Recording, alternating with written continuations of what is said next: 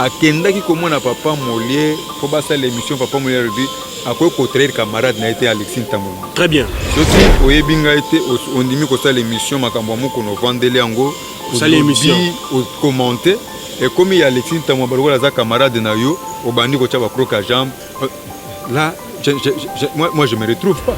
Donc déjà papa Molière a cotisé le comme tel que parmi les deux avocats moi na moi suis un moko za avocat UDPS. Voilà. Est-ce qu'il est dit que ceux qui mtoza mutwa UDPS akoy ko za l'avocat mututé? On a vu Francis Kalombo azalaki nanu membre ya PPRD, il était avocat à kota ba dossier belé en dehors ya kozala mokonzi aza mutu. Ça tout le monde le sait. Azanzambe ta za mutu asilika kapé ayokaka pe sengo ayokaka pe mawa ayokaka pe bomoto ya kimobali ezalaka pe lokola azalaki mosika na madame na ye ese papa Alexis ozangi mbongo ya kozwa ndako kovansa mwana mwasi ozangi mbongo ya kobanda kopesa ye asala baaktivité mosusu même si oboyi obala ye mais à cause ya mwana na yo vous devez quand même supporter ça. La fille a été voir Eliezer va tourner une émission mais émission n'a ezalaka jamais diffusée. Voilà. Alors, moi, je me pose cette question et je me réponds. Pourquoi l'émission n'a pas été diffusée alors que Ezaki déjà tourné? Je vois les liens qu'il y a. L'ami de ton ami, automatiquement devient ton ami. Voilà. Comme Moutobasale là qui est émission. Azali ami ya papa Molière et que Eliezer Azali proche na papa Molière automatiquement raccourci mon réseau seulement entre Eliezer na papa Tam. Voilà. C'est juste que quand il a mené l'émission soit le dossier par papa Molière, voilà ce que j'ai comme dossier. Papa Molière a sepé la guitare. Et puis c'était final dossier au Aza camarade. On dit ma paye yo za morobeli ya batu.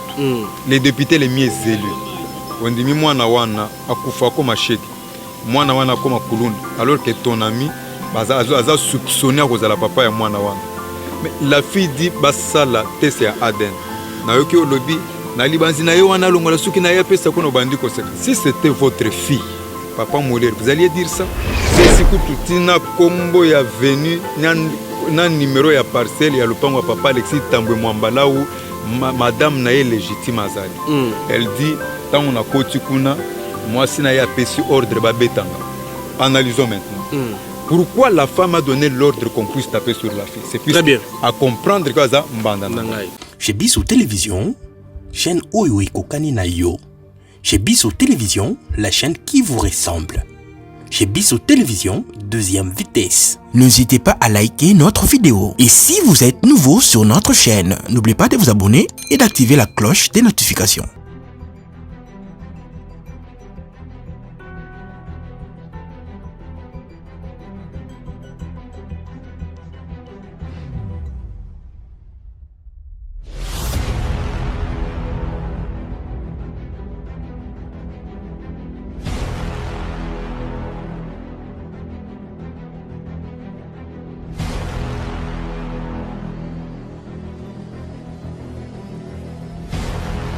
Bonjour mesdames, messieurs, bienvenue dans votre émission de la semaine Police de Star, une émission d'analyse et critique. Mesdames, messieurs, j'ai le réel plaisir de savoir que vous êtes nombreux en train de suivre cette émission Police de Star. Je dis un grand merci à Fabien Pouy pour cette belle réalisation. Je dis un grand merci à Denis pour l'assistance. Merci à Lydie Muntama, ma femme, ainsi qu'à mes enfants. Merci à tous les abonnés qui aiment bien chez Bissou Télévision, une chaîne qui vous ressemble. Merci beaucoup à notre sponsor, Mama Zozo, depuis Canada. Voilà, je vous salue, ainsi qu'à votre mari. Je dis un grand merci à Maman Daniela depuis Londres. Merci beaucoup, Maman, pour la ONG Kitoko, pour l'initiative. Yakusunga, orphelin, femme, veuve. Merci beaucoup maman.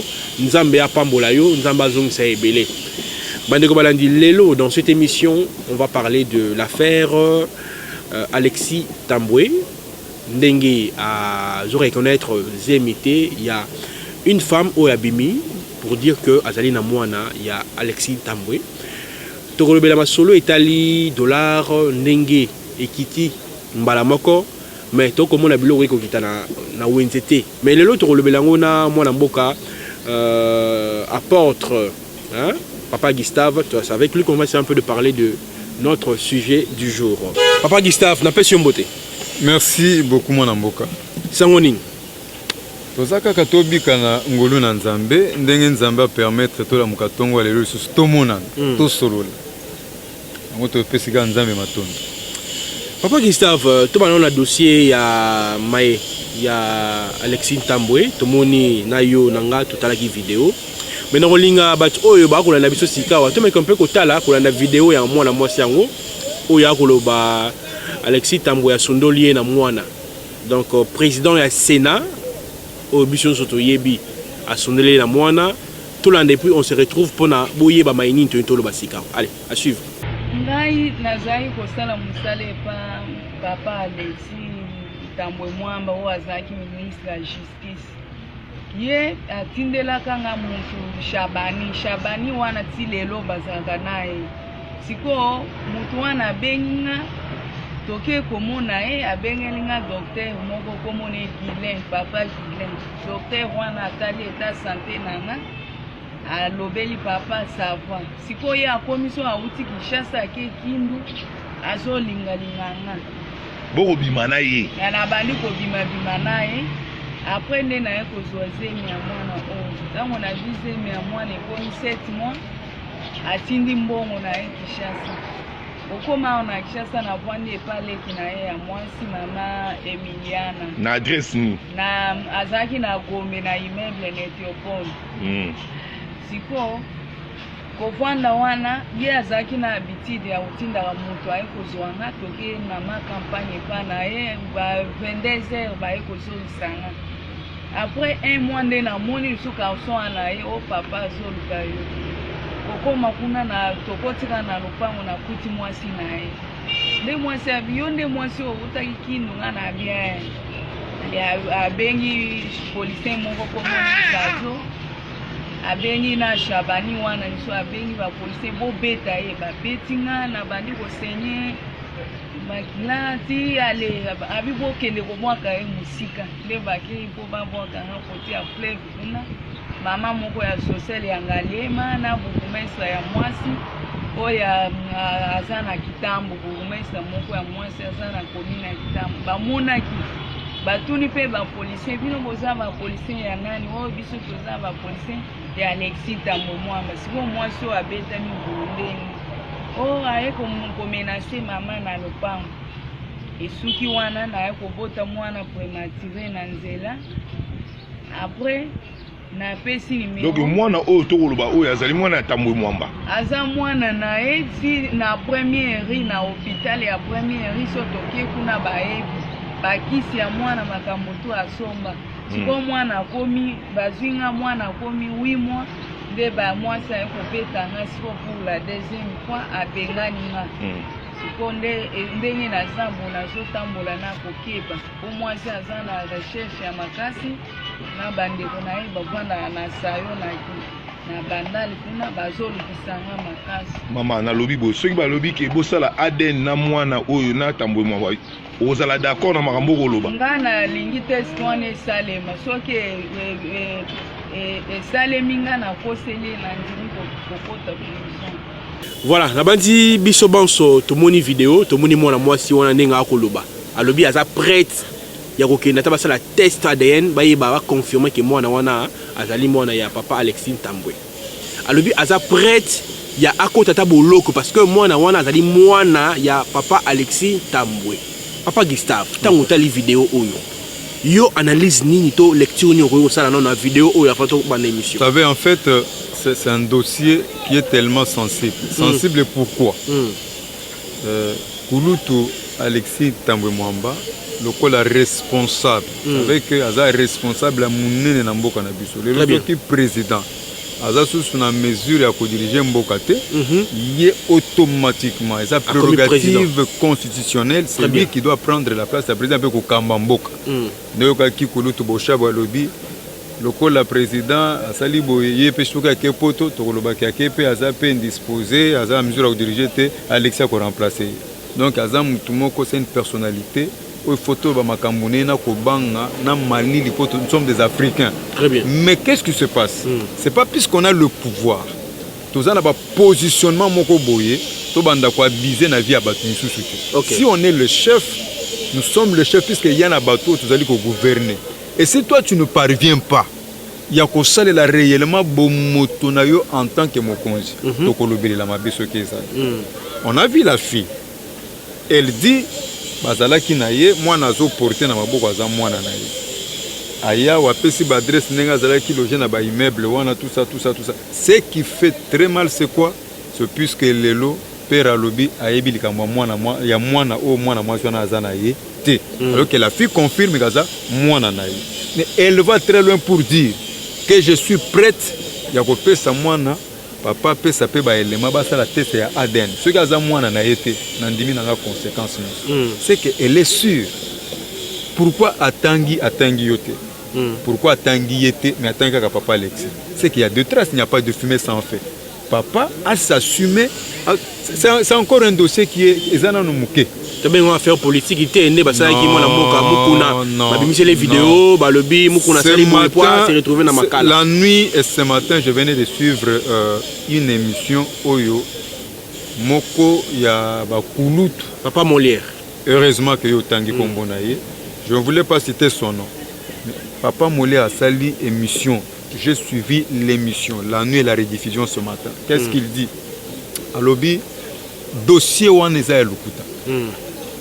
Abandi kotanga mwana mwasi wana azaki mwasi ya soldat, abota bana misatu, akende kotala ndeko Eliezer, akende kotala ceci et aujourd'hui alingazo dossier wana apesa yango apesa a imputé dossier wana pas papa Alexis Tambo ça ne passera pas.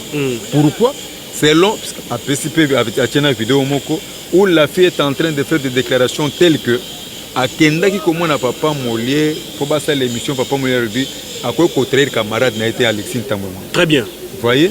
Alors, si bino bokomi komema biso na terrain ndenge wana soki oyebinga été ondimi ko sala l'émission makambo moko no vandele yango sala l'émission au commenter et comme il y a Alexis Tambo balokola za camarade na yo obandi ko tshaba croque à jambe là moi je me retrouve pas. Je me retrouve pas. La presse, il faut aller à l'église au milieu du village. Voilà. Dire rien que la vérité. Est-ce que moi, moi, je suis Boma? Moi, je dis non. Est-ce que moi, moi, je suis... Donc, déjà, papa Molière a cotisé le comme tel que parmi les deux avocats, moi, je suis un avocat UDPS. Voilà. Est-ce qu'il est dit que ceux qui sont UDPS, on a vu Francis Kalombo, Azalaki na membre à PPRD, il était avocat à côté de dossier belé. Et c'est ce qui a influencé que la justice soit là et que les gars n'avaient pas se pencher à côté de Azamoutoazana n'a parti au pouvoir. Non. La fille a mené le problème. Yo Zana n'a avocat naïe. Ah, je te connais, tu es proche de l'UDPS. Oui, où est le problème? Mais papa Gustave, avant que nous ne papa Alexis Tambo, na niveau ya zalili. Na bukibo kondi na ye, bakute na mwana mwasi wana ndenge nini. Bali no ndenge nini. Zemi eke kokota bato balinga ba comprendre na biso moi idée ya rencontre ya mwana mwasi wana na papa Alexis. Moi personnellement naebi vie ya papa Alexis. Très bien. Mais selon témoignage ya sœur la fille dit que bakutana ki na Kisangani. Voilà. Tango ya kenda ki soki mission de service mais ce que tu as pesé le Cameroun salimi récemment. Parce que moi nazana mwana mwana. Tango ke kuna bakutanaki atikeli ezemi aboti abandi kotindele bambongo après ça aye ko bengisa ye awa elle a même cité le nom de l'un ya ba proche ya papa Leti oyo azaki ko jouer médiation kotindele bambongo tout ça et ça les mindenge nini mais en dehors ya kozala mokonzi aza mutu ça tout le monde le sait azanzambe ta za mutu asilika kape ayoka kape sengo ayoka pe mawa ayoka pe bomoto ya kimobali ezalaka pe lokola azaki musika na madame naye il s'avérerait peut-être que asali likambo yango puisque je ne maîtrise pas les dossiers tellement pour na yoka côté moko na koki koloba avec affirmation absolue. Voilà. Alors tango akikuna nde bakutana na sœur wana sera Zuizemi sera Boti sera bandi ko babandi ko tindele bambongo tiba ko tindele biesera yewa awa ba loger na immeuble moko quelque part et là même c'était le pesi na numéro ya chambre côté azalaki appartement. Alors après ba ekomeme na lupango papa Alexis akomi okende kuna jour moko pe mama ko timbela ke non mutu wana azalaka parenté tazande mbandana ngai apesi ordre bagarde ba betier. Alors tant ba betaka ye moi mukaza ki kozwa lokola lisungi ekatana c'est ainsi qu'abimi sur la place publique. Et qu'est-ce que moi je me pose comme question? Voilà. Pourquoi le Cambouana est comme un niveau? Pour papa Alexis, parce que si les sango, il y a kimia. Ah bon, n'est pas Ezali a tenu mon toit résoudre le problème. Aussi les sango d'ailleurs c'est très loin. Voilà. Tant que banda qui était comme un niveau, on est na fumé. Mais pourquoi il n'a pas su gérer ça jusqu'à la fin? C'est que katika tuwana mabezali ke ya komi ko wanga na mwana naye. Ina Kishasa oyo bokola mutu mwana papa. Ça est-ce que papa Alexis ozangi mbongo ya kozwa ndako kovanza mwana mwasi wa. Ozangi mbongo ya kobanda kopesa ye asala ba activité mususu même si oboyi obala ye mais à cause ya mwana na yo. Vous devez quand même supporter ça. Ce qui est comme un niveau là c'est parce que père a commis kopesa mukongo na ba responsabilité na. Très bien. Mais si quoi autant to moni papa Molière, il y a zali mopandi sango, à sa rémission ya ba bola. Tant au moins la moitié wana ekolela et pas inaye pour allouer les solutions. Papa Molière a dit papa Alexis Tambwe azali moninga nanga to yebanine depuis longtemps. Moi la moitié wana longwe a ke comme na les azali député moponami ya peuple. Tout le monde a kiga les kamoya ya peuple ya kiti na terrain. Les kamoke pe ba bi non à gérer problème. C'est comme si basala une mission na mon amboka. Voilà comment est-ce que moi j'ai raisonné. Puisque c'est papa Molière qui m'inspire ce que je dis. Très bien. Je dis, la fille a été voir Eliezer. Va tourner une émission, mais l'émission n'a jamais diffusée. Voilà. Alors, moi, je me pose cette question et je me réponds. Pourquoi l'émission n'a pas été diffusée alors que Ezaki déjà tourné? Je vois les liens qu'il y a. L'ami de ton ami, automatiquement devient ton ami. Voilà. Comme Moutobasale là qui est émission. Azali ami ya papa Molière et que Eliezer Azali proche na papa Molière, automatiquement raccourci mon réseau seulement entre Eliezer na papa Tam. Voilà. C'est juste que quand il a mené l'émission, soit le dossier par papa Molière, voilà ce que j'ai comme dossier. Papa Molière a sepé la guitare. Et puis c'était final dossier ou Aza camarade nanga. C'est ainsi que le dossier n'est pas passé. Donc si le dossier aurait passé par Eliezer, ndé papa Molière peut-être a sali émission a sali les autres.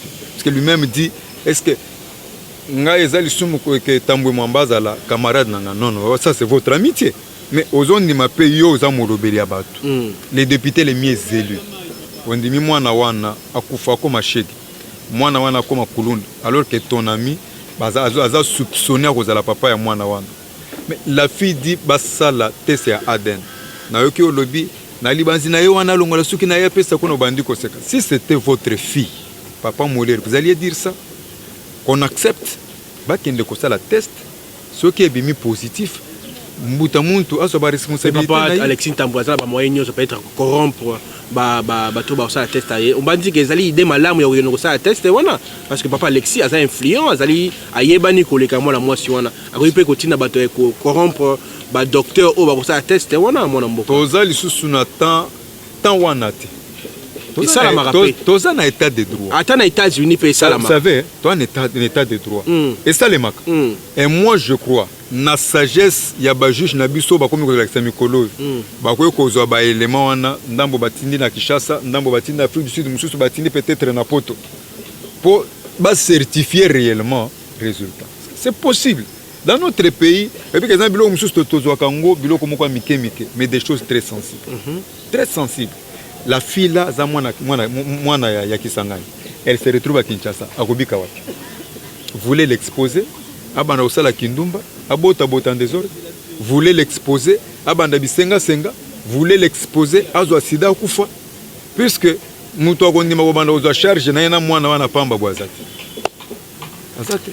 Voilà, la bandi histoire oyo eko sa passe na motema. To mona ki dernièrement dossier ya moko azaliki ko telema pour na réveil patriotique il y a avec mukuna o lelo azali na makala makama sex tap lelo pe to moni makama ngo nego bima papa to ko mona makama muke mais kala mingi pe abo mona nego yanduka e comme dossier munene na ko yeba te papa Alexis ako mona te o ezali ngambo isengeli asilisa ngambo yo topé ako banga mutu po asilisa ngambo parce que je n'arrive pas à comprendre que et le moi muke boy et kende c'est une très bonne réflexion mon cher. La fille dit dans ses déclarations tango ba meminga na lupango apesi kututina kombo ya venu na numéro ya parcelle ya lupango papa Alexis Tambwe Mwambala ou madame na légitime azali.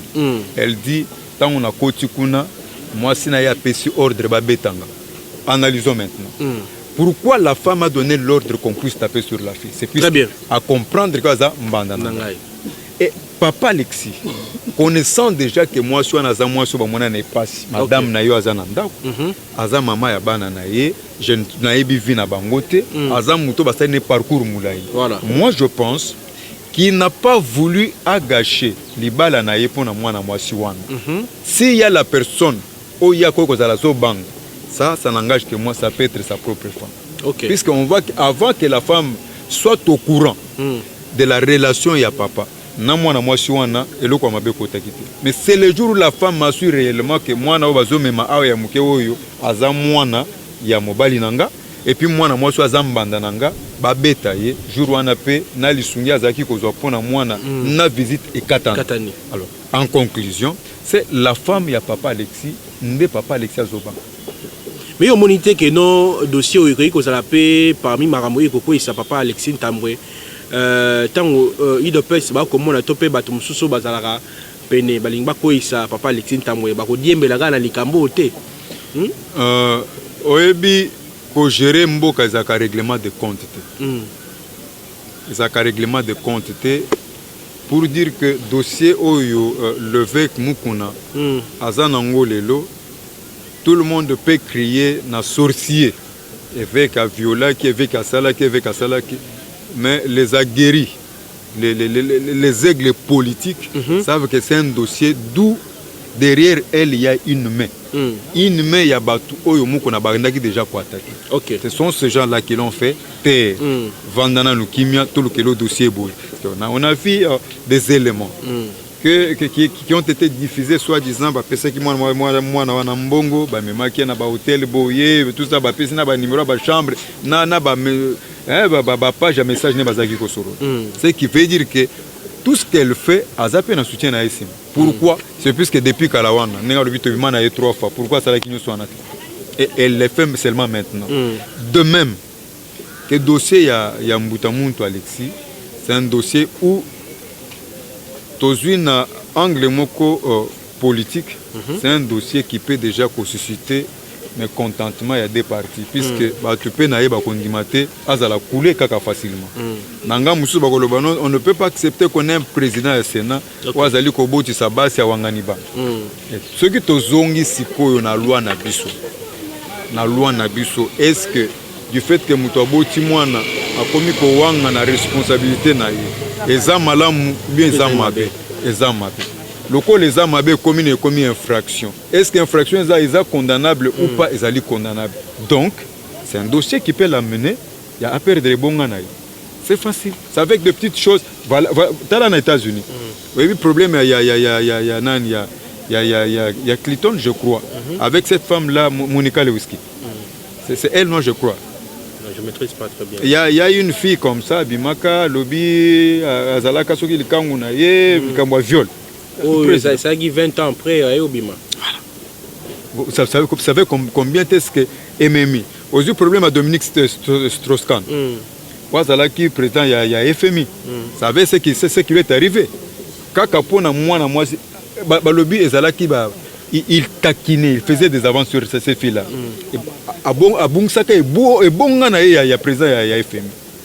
Tu vois? Donc ce sont des dossiers sensibles. Là où nous on voit que les biloko moko ils ont la légèreté, mais ceux qui battent fongoli loi na biso. Biloko aneko comme papa Alexis a perdre bon nganaï. Et s'il fallait conserver bon nganaï, et ça là qui n'enga ça qui kambwa ya ngoya. Il y a sénatrice ngoya, la grande sœur que je salue, il fallait qu'il ba ranger ya ngone ba sala ki po ba vendre sangwana lokola oyo aboyi ko ranjango et que la fille a combien de gens ba avocat na ye. Moi je crois que ba avocat na ba kozala corruptible te et surtout que moko ba avocat za muto ayi de pes akozala akotika tel ka mwana le kanena ba koringe ke ndeti na suka or suka nango il faut que justice et salema. J'ai entendu papa Molière dire que non procureur a déjà saisi un dossier, c'est papa Alexis qui est allé déposer plainte na ye. Problème ezate. Ce n'est pas puisque yo sotaki liboso ne muto ko beta muto non. Tant on va fongola, moi je crois. La fille est en train de tromper, elle dit la vérité, la seule vérité c'est la exacte c'est Aden. Puisque na minute wana oya lobi azamwana ngata lobi azamwana na ye. Mwana ko fi ote mwana azali. Et ce que je demande à l'État, c'est quoi? Bah protéger moi sur un sikoyo na moi. Ok. Pour commenter ono tango belaki o tango ba te ba protéger. Ba avocat ba sala par tous les moyens. Ata na malueka, ata na kisenso, ata na soki na kipam fumu kentu kuna ba bomba mwana mwasi na place ba ko facilement te. Soki sert pas kolanda émission ata bazo pe soka ka bikedi liya pourvu que au garder vie beaucoup matina soka dossier ba sala test à ADN alors ce ko ba dédommager yo na mwana et puis papa Alexis Tambwe Mwamba a sali la droit au yazalaka ministre de la justice. Ok. Papa Gustave, un mot, conseil na papa Alexis Tambwe. Moi, je conseille na Kouloutou na biso papa Alexis Tambwe Mwamba. Je sais que Azamutu Maele, Azamutu Maele, pour tout le parcours na ye, kaka ministre, les lois à président Sénat, c'est pas le comme quêté. Voilà. Mais attention, puisque Hermokope gloire et quoi ça comme le comme. Ce qu'il fallait faire, il ne fallait pas qu'on ait Malikambo et comme un niveau comme Yoana. Si pour vous reprochez de quelque chose dans le dossier Wana, ça là au bon moment bien avant, ceux qui ont beau moi si Wana, ndima ko sala mikanda so bando supporter moi na yo, ozongi c'est ceux qui na kisangani, ceux qui PC place à vandi, au PCP makokia boko la moi na yo. Mais ceux qui beaucoup n'avaient qu'un détenu à souka, moi je crois, basalité c'est Aden. Ça va, ça écouler. Merci, mon Mboka, papa Gustave. Nabandi dossier, il y a papa Alexis Tambwe, Toklor Nayango. Tout me compris complètement solo rapidement na ndenge dollar ibabani pas parce que naba congolais musuba on dit mati babi et salami ndenge nini pour dollar et qui t'a subitement pas na 14. Non, et sali lokola et beti lokola kake. Même moi, nazaki na kamambo ngona moko bakabela kinga dimanche. Habite na bombango, ce qui n'a commis les lundis, n'a pas changé, n'a pas moi 20 000 nanga, n'a pas moi porte-monnaie, n'a pas la moi. Mais à ma grande surprise, 20 000 nanga qui osent la se retrouver dans une de 15 000. 15 000. Balongolio 5 000. Mais ndeko shika za pe azon sala 5 000 nanga yo mais yo pe ozwaki yangote et ke wapi et katani na chute ya dollar. Vraiment. Et Salemi Ndengenini. Et Salemi Nandenge qui bazaki na conseil des ministres. Le président de la République a bêti na mesa pour na likambo dollar.